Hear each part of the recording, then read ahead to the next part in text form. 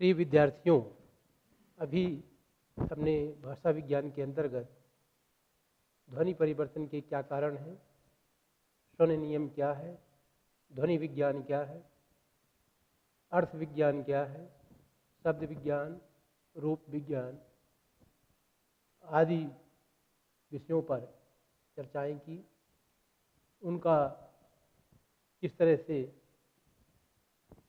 विकास होता है और भाषा किस रूप में परिवर्तित होती है, इन विषयों का उल्लेख किया। अब हम ध्वनि परिवर्तन के जो कारण हैं वो किन दिशाओं के कारण, किन स्थितियों के कारण, किन परिस्थितियों के कारण उपस्थित होते हैं, उनका यहाँ उल्लेख करेंगे। तो ध्वनि परिवर्तन की कई दिशाएं हैं। आधुनिक भाषाविदों ने लगभग 17 दिशाओं का उल्लेख किया है कि इन 17 दिशाओं में ध्वनि परिवर्तन उपस्थित होता है और ध्वनि परिवर्तन का एक कारण भी बनती हैं।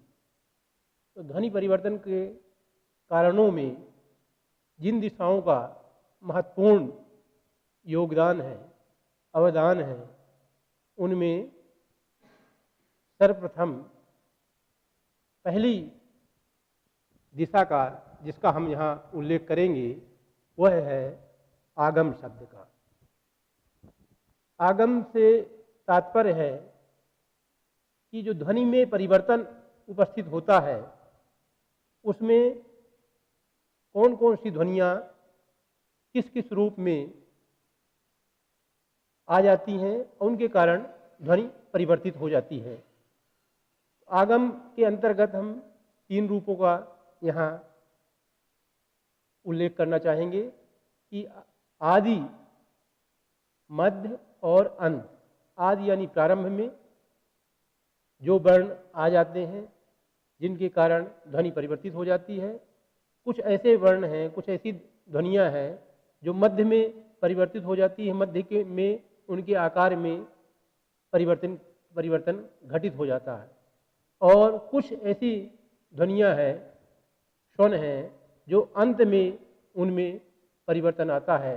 और इस तरह से आदि, मध्य और अंत स्वर और व्यंजन के पूर्व उपसर्ग लगकर ध्वनि में परिवर्तन का कारण बनती है। तो सर्वप्रथम आगम के अंतर्गत हम यहाँ आदि स्वरागम का उल्लेख करना चाहेंगे कि स्वर के पूर्व किस तरह स्वर पूर्व में किस तरह आकर ध्वनि को परिवर्तित कर देता है।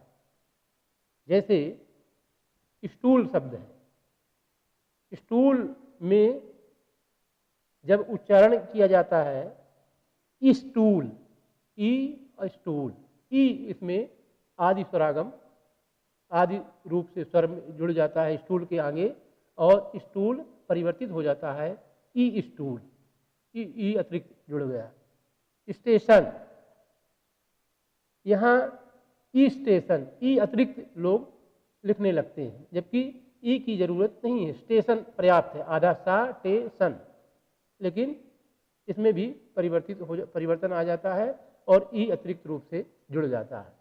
या इसको स्टेशन कुछ लोग गलती से अज्ञानता से बोल जाते हैं। इस तरह इसमें आदि स्वरागम में हम देखते हैं कि आ और ई अतिरिक्त रूप से जुड़ जाते हैं और ध्वनि परिवर्तित हो जाती है। इसी तरह एक शब्द है स्तुति, जो प्रार्थना या वंदना या अभ्यर्थना के अर्थ में इस शब्द का प्रयोग होता है। स्तुति में भी स्तुति, कुछ लोग जो इसका उच्चारण करते हैं स्तुति करते हैं और वह चूँकि जैसे कहा जाता है देवनागरी लिपि की एक महत्वपूर्ण खासियत है कि जिस तरह बोली जाती है उसी तरह लिखी भी जाती है, तो स्तुति शब्द अस्तुति शब्द में बदल जाती है। इस तरह ध्वनि में परिवर्तन आ जाता है। दूसरा इसका प्रकार है आगम का मध्य स्वरागम। इसमें मध्य में, बीच में ध्वनि परिवर्तित होती है। उदाहरण के लिए कृपा शब्द है, कृपा कृपा में बदल जाता है। अतिरिक्त कृपा, र अतिरिक्त आ जाता है और कृपा से कृपा बन जाता है, मर्म से मरम बन जाता है, पूर्व से पूरब बन जाता है, यानी मध्य में स्वर का आगम हो जाता है, स्वर आ जाता है। तो कृपा, कृपा, मर्म, मरम, पूर्व, पूरब बन जाता है। इस तरह मध्य में ध्वनि परिवर्तित होती यहाँ दिख रही है। अंत स्वरागम के अंतर्गत इसमें भी ध्वनि परिवर्तित होती है और ध्वनि परिवर्तन की महत्वपूर्ण दिशा है जो ध्वनि के परिवर्तन का कारण बनती है।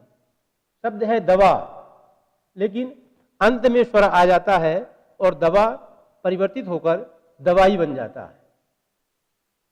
इसी तरह संदेश शब्द है, इसमें संदेशा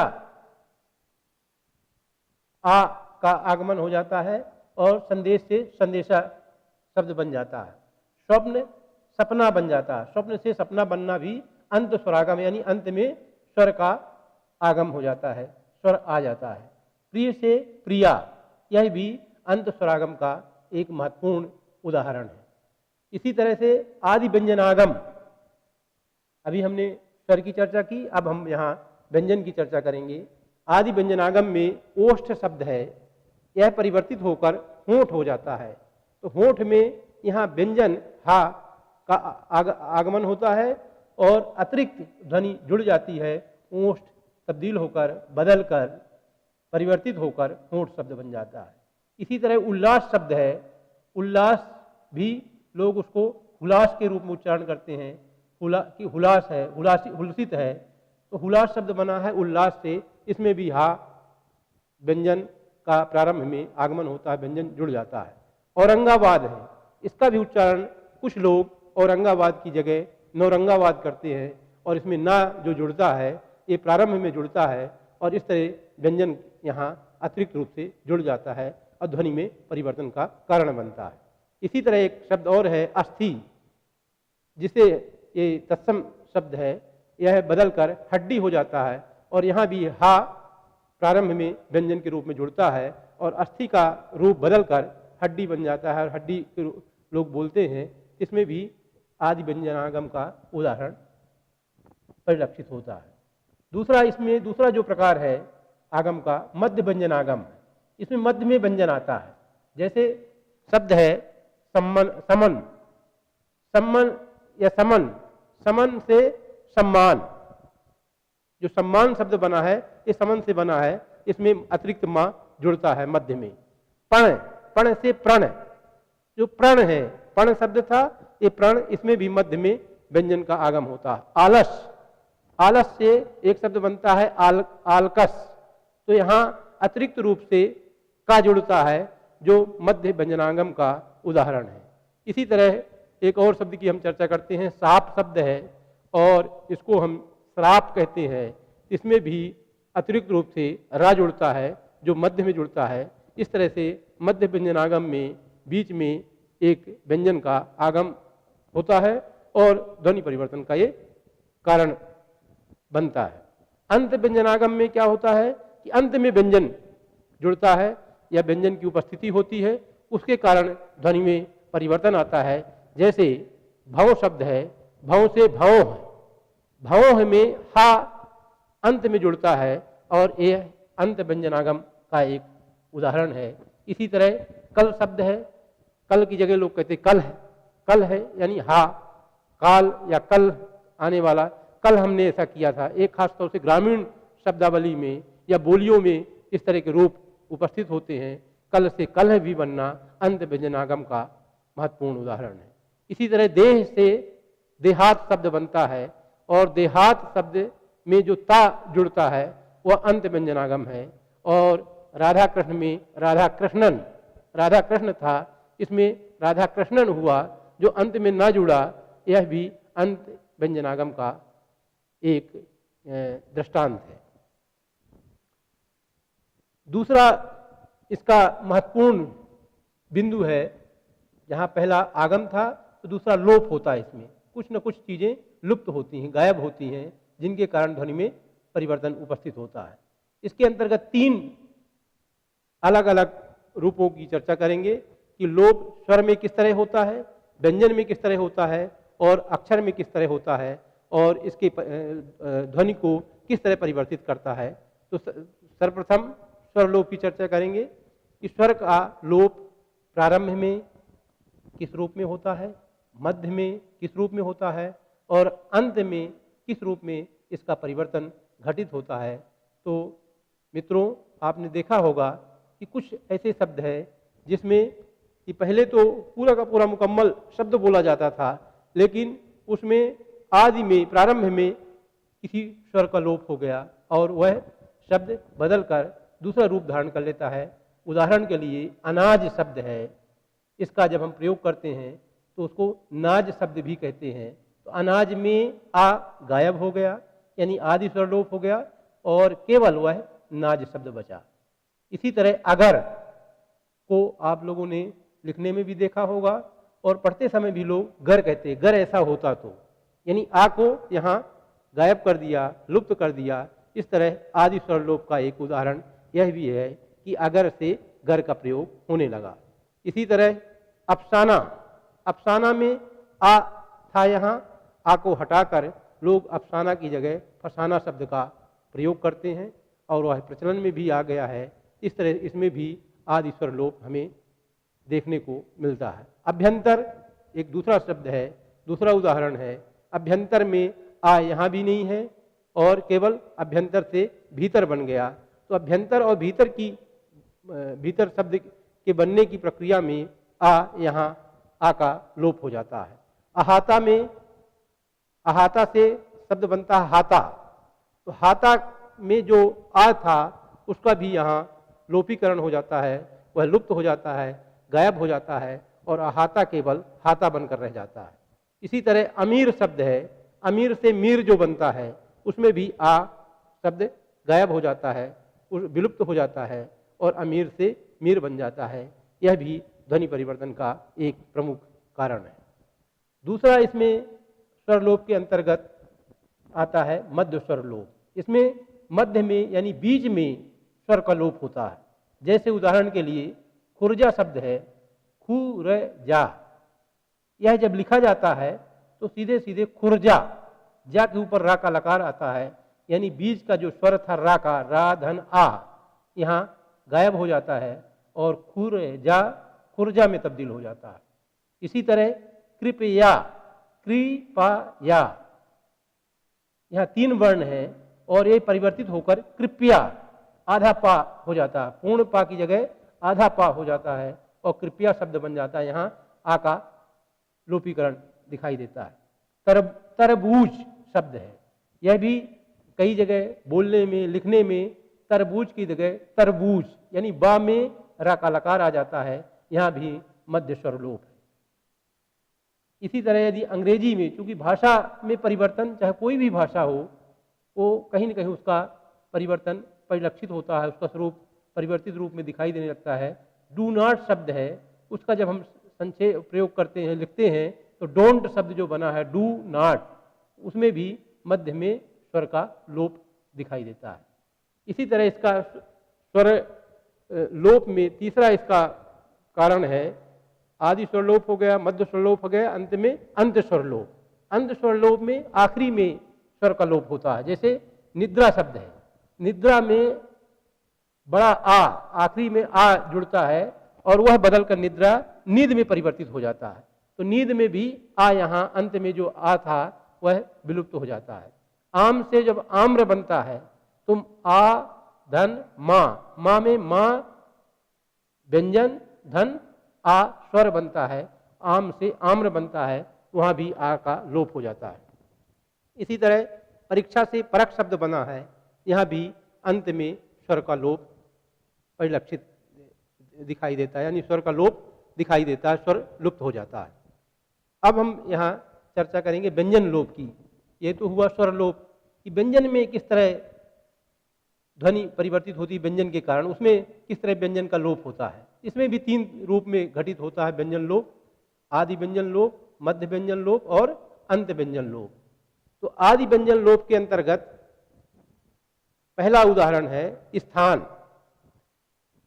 मित्रों, इसका आपने देखा होगा, स्थान को लोग थान भी कहते हैं। स्थानक, थान, स्थान के अर्थ में इसका प्रयोग होता है। तो स्थान में जो सा था, आधा सा, वो विलुप्त हो जाता है और स्थान से केवल थान शब्द बचा रहता है। इस तरह यहाँ आदि व्यंजन लोप होता है। स्कंध, स्कंध से कंधा बनता है। स्कंध का मतलब कंधा होता है। स्कंध में भी यहाँ सा आदि व्यंजन विलुप्त होता है और स्कंध कंधा में रूपांतरित हो जाता है। मशान, स्मशान है, स्मशान से मशान शब्द बनता है। स्मशान में भी सा गायब है, लुप्त है और केवल मशान बनकर रह गया। अंग्रेजी के शब्दों की यदि हम यहाँ चर्चा करें तो नाइफ, नाइफ यानी चाकू, KNIFE, यहाँ के साइलेंट हो जाता है, विलुप्त हो जाता है और इसकी ए उच्चारण में केवल NIFE ही प्रयुक्त होता है। इसी तरह नो यानी जानना, KNOW इसकी स्पेलिंग होती है, लेकिन बोलने में हम इसको NOW, नो ही उच्चारित करते हैं और यहाँ भी आदि व्यंजन का लोप होता है। राइट में WRITE, लेकिन उच्चारित कैसे होता है? राइट, RITE के अर्थ उसमें, तो यहाँ W का लोप होता है, वह भी आदि व्यंजन लोप का एक उदाहरण है। इसी तरह नाइट, KNIGST में केवल NIGST ही उच्चारित होता है, यहाँ के लुप्त हो जाता है। इसका जो दूसरा प्रकार है, जो बीच में यानी मध्य में व्यंजन का लोप होता है या व्यंजन विलुप्त होता है, इसमें उदाहरण के लिए कोकिल शब्द लें। कोकिल से जो कोयल बना है, तो इसमें बीच का जो व्यंजन है की, वो लुप्त हो जाता है और इसमें ई बचा रहता है। तो कोकिल से कोयल बनने में मध्य व्यंजन लोप का एक महत्वपूर्ण हाथ है, या मध्य व्यंजन लोप के कारण कोकिल से कोयल बनता है। इसी तरह सूची से सुई, इसमें चा गायब है और केवल ई है, यानी मध्य व्यंजन लोप का एक महत्वपूर्ण उदाहरण है। घर द्वार से घर बार बनना, यहाँ भी घर द्वार शब्द था, यह परिवर्तित होकर घर बार बनता है। तो द्वा में दा विलुप्त हो जाता है, यानी मध्य का व्यंजन विलुप्त हो गया और घर द्वार केवल घर बार के रूप में उपस्थित होता है। कार्तिक से कातिक बनना, यहाँ भी बीच का जो रा है वो गायब हो जाता है, विलुप्त हो जाता है और कार्तिक कातिक में बदल जाता है, यानी मध्य व्यंजन का लोप हो जाता है। जहाँ तक है अंग्रेजी के शब्द हैं वाक, WALK, ये उच्चारित कैसे होता है वाक के रूप में? यहाँ यल साइलेंट हो जाता है, यल का लोप हो जाता है, यल गायब हो जाता है और केवल हम वाक WAK को ही उच्चारित करते हैं। इसी तरह राइट में RIGST, जी गायब है और राइट में उसकी जरूरत नहीं है, इस तरह उसका उच्चारण हो रहा है। नाइट में NIGST, यहाँ भी जी साइलेंट है और नाइट ही उच्चारित होता है। इसीलिए कहा जाता है कि देवनागरी लिपि की एक महत्वपूर्ण विशेषता है, उसमें इस तरह के स्थितियां नहीं निर्मित होती, उसमें जैसा बोला जाता है वैसे ही लिखा जाता है, इसीलिए उसको अत्यधिक या अत्याधुनिक वैज्ञानिक लिपि कहा जाता है। अंत व्यंजन लोप में हम देखते हैं, इसमें अंत में व्यंजन लुप्त होता है। जैसे निम्ब शब्द है, निम्ब तत्सम शब्द है और यह परिवर्तित होकर नीम के रूप में उपस्थित हुआ, तद्भव रूप है, तो यहाँ बा का लोप हो जाता है, जो अंत व्यंजन लोप का एक महत्वपूर्ण उदाहरण है। आम्र से आम बनना, यहाँ भी अंत में माँ का जो अंत में माँ लुप्त होता है, तो आम्र से आम बनता है। अंत में व्यंजन एक जो आम्र, माँ और रा दो थे, उसमें एक वर्ण गायब हो जाता है और आम्र से आम रह जाता है। सत्व से सत भी, इसमें भी एक व्यंजन का लोप दिखाई देता है, यह भी एक अंत व्यंजन लोप है। इसी तरह आपने देखा स्वर में किस तरह आगम और लोप होता है, व्यंजन में किस तरह आगम और लोप होता है। इसका तीसरा महत्वपूर्ण उदाहरण है अक्षर लोप। अक्षर लोप में इसमें भी परिवर्तन तीन रूप में महत्वपूर्ण, तीन दृष्टियों से इसमें परिवर्तन उपस्थित होता है। आदि अक्षर लोप, मध्य अक्षर लोप, अंत अक्षर लोप, और एक और इसमें अतिरिक्त रूप से जुड़ता है सम अक्षर लोप। अक्षर लोप में क्या होता है कि आदि अक्षर लोप, आदि के यानी प्रारंभ का जो अक्षर है वो विलुप्त हो जाता है, वो गायब हो जाता है, वो उच्चारित नहीं होता, इस तरह ध्वनि परिवर्तित हो जाती है। जैसे उदाहरण के लिए त्रिशूल शब्द है। त्रिशूल केवल शूल, त्रिशूल से शूल बनना यानी त्रि गायब है, आदि का प्रारंभिक का अक्षर गायब हो जाता है। उमराव से राव शब्द जो बना उसमें भी या ऊपर का प्रारंभ का गायब हो जाता है और केवल राव शब्द बचता है। उपाध्याय से ओझा या झा का बनना भी आदि अक्षर लोप का कारण है। यूनिवर्सिटी से वर्सिटी, लोग कहते वर्सिटी में पढ़ रहे हैं, यूनी गायब कर दी, तो यूनिवर्सिटी से वर्सिटी बनना भी इसमें आदि अक्षर लोप का कारण है। नेकटाई से टाई का प्रयोग करते हैं, आजकल नेकटाई नहीं करते, गर्दन में बांधने वाले टाई, केवल टाई का प्रयोग करते हैं, तो नेक शब्द जो गायब हुआ वह भी आदि अक्षर लोप का एक महत्वपूर्ण उदाहरण है। मध्य अक्षर लोप के अंतर्गत हम देखेंगे कि जो मध्य में अक्षर है वो विलुप्त हो जाता है, वो गायब हो जाता है, उसमें परिवर्तन होता है। जैसे फलाहार शब्द है, अब फलाहार शब्द में फलार बोलने लगते हैं, जल्दबाजी के कारण, शीघ्रता के कारण या अज्ञानता के कारण फलाहार शब्द रूपांतरित होकर बदलकर फलार बना, इसमें से हा गायब है, यानी मध्य का अक्षर लुप्त है। भांडागार में भंडागार शब्द है, उससे बना है भंडार, यहाँ भी गा जो बीच का है, मध्य का है, वो अक्षर लुप्त दिखाई देता है। दस्तखत में दस्तखत, इसमें ता गायब है, विलुप्त है बीच का अक्षर, और दस्तखत रूपांतरित होकर आज दस्तखत बन गया और लोग दस्तखत शब्द का प्रयोग करते हैं।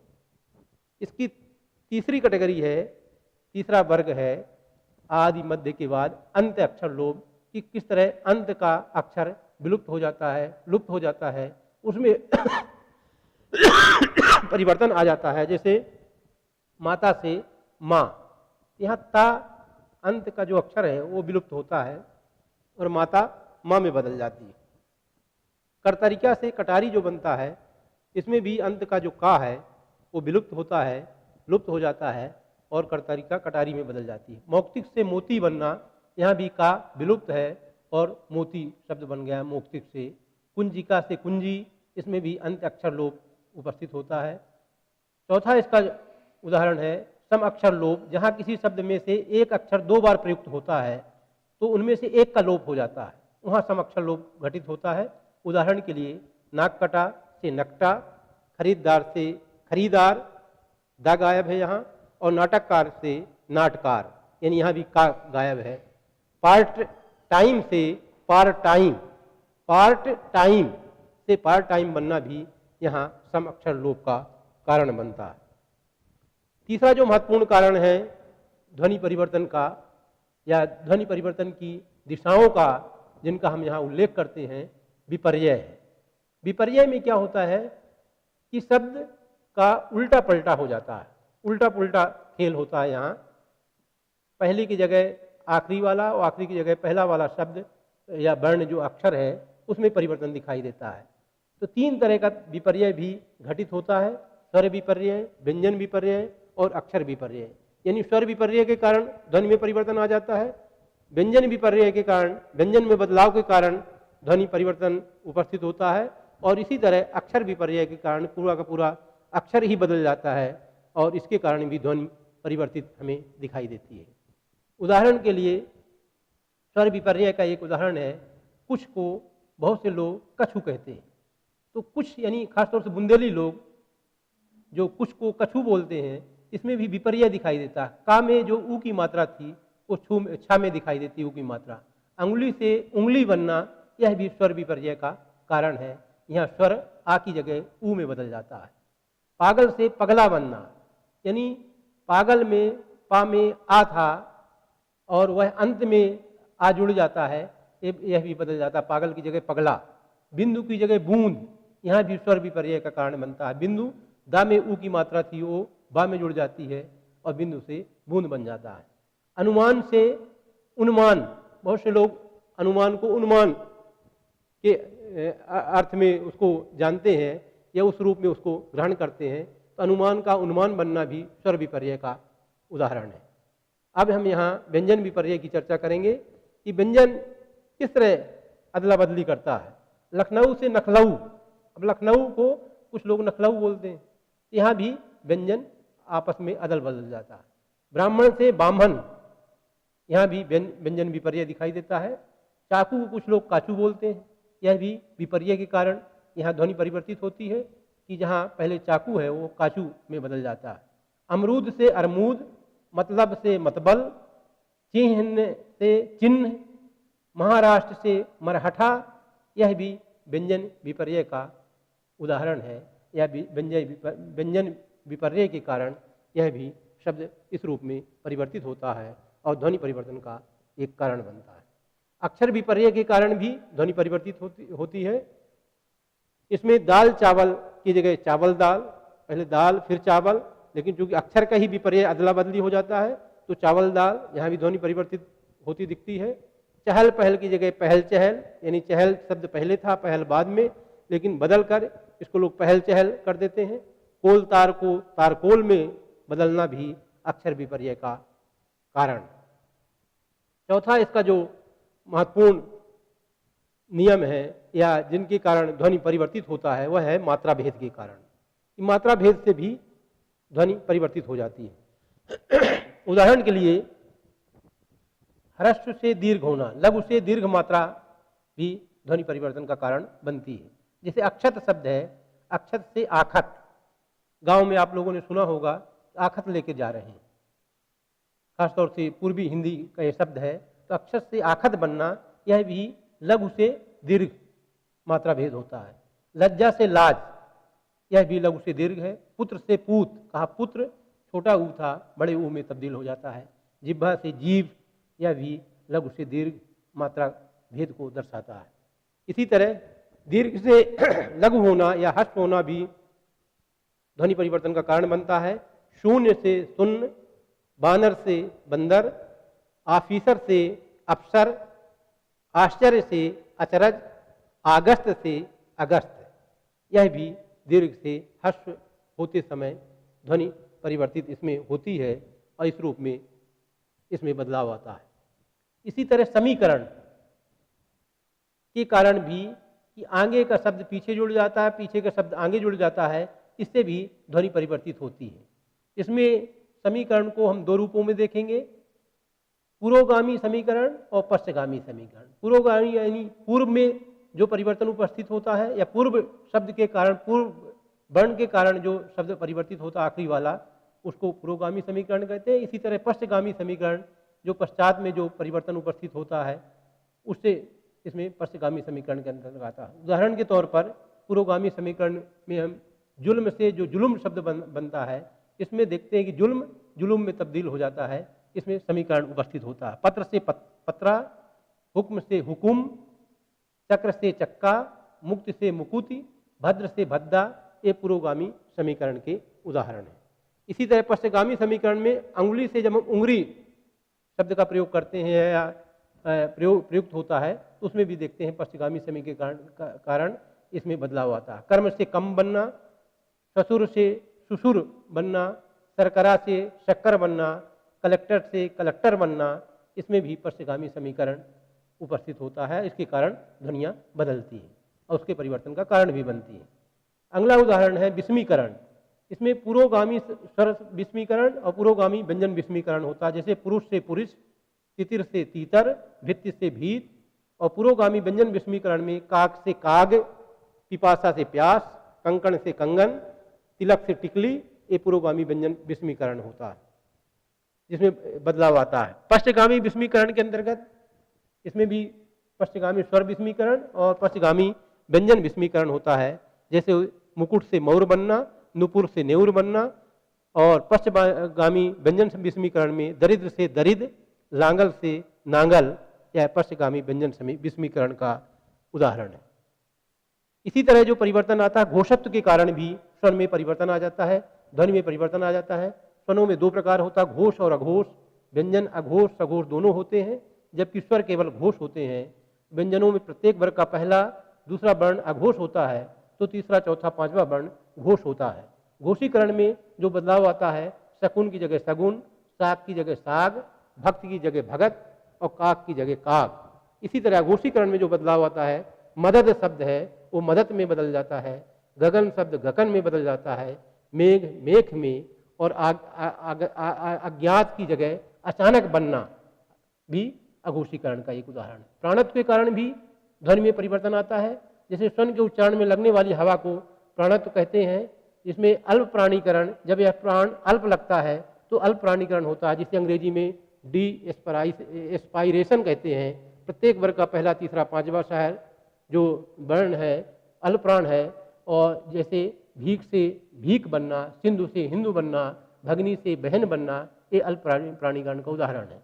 महाप्राणीकरण के तहत क्या होता है कि महाप्राण स्वन दूसरा और चौथा है। एक पहला, तीसरा और पांचवा स्वन यदि दूसरे और चौथे में परिवर्तित हो जाए तो महाप्राणीकरण होता है, जिसे अंग्रेजी में एस्पाइरेशन कहते हैं। जैसे ग्रह से घर बनना, वृश्चिक से बिच्छू बनना, हस्त से हाथ बनना, शुष्क से सूखा बनना, परशु से फरसा बनना, सर्व से सब, पत्थर से पत्थर। इस तरह भी ध्वनि में परिवर्तन होता है और ध्वनि परिवर्तन का ये कारण बनता है। इस तरह हमने देखा कि कई 17 लगभग दिशाएं हैं जिनके कारण ध्वनि परिवर्तित होती है और इनके कारण भाषा भी परिवर्तित होती है। और यह अनायास भी और सायास भी दोनों तरह से परिवर्तन होता है। आप लोगों ने ध्वनि परिवर्तन का कारण और ध्वनि परिवर्तन की दिशाओं को बड़ी गंभीरता से सुना, उसके लिए आप लोगों को बहुत बहुत धन्यवाद। थैंक्स।